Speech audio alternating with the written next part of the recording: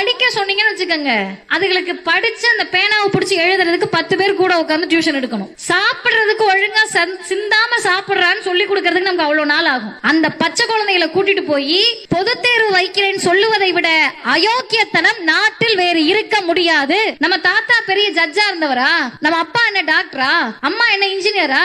முதல் தலைமுறையா படிச்சு வரோம், அதிகபட்சம் 2வது தலைமுறையா படிப்போம். இப்ப குலத்தொழில்னா என்னன்னா, உன் அம்மா டெய்லர்னா நீயும் டெய்லர், உங்க அப்பா கூலி தொழிலாளினா நீயும் கூலி தொழிலாளி. சென்னை போன்ற நகரங்கள்ல நீங்க பெட்டி கடை வச்சிருந்தா உன் பிள்ளையும் வந்து பெட்டி கடையை பாத்துக்கணும்னு சொல்லக்கூடிய அந்த புதிய கல்வி கொள்கையை எதிர்க்கக்கூடிய துணிச்சல் அடிமை அதிமுகவுக்கு இருந்துச்சா?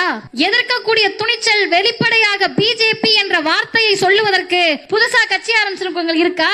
எப்போது பார்த்தாலும் 24 மணி நேரமும் திமுகவை திட்டக்கூடியவர்களுக்கு பிள்ளைகளின் கல்வியின் மீது 1% அக்கறை இருந்ததா? மேடையில் பேசக்கூடிய மதிவதனி ஏதோ ஒரு சூழலில் உயிர்விட நேர்கின்ற போது என்ன மட்டும் இல்ல, நான் திகால இருக்க திமுக இருக்கக்கூடிய உண்மை தொண்டர்களை சொல்லுகிறேன், மரணிக்கக்கூடிய தருவாயில் எங்களுக்கு என்ன பெருமை இருக்கும்னு கேட்டா, எங்கள் பிள்ளைகளை நாசமாக்க வந்த புதிய கல்விக் கொள்கையை, ஹிந்தியை, மும்மொழி கொள்கையை எதிர்த்து நின்னுதான் செத்தோன்ற பெருமை இருக்கும். Download ShareChat.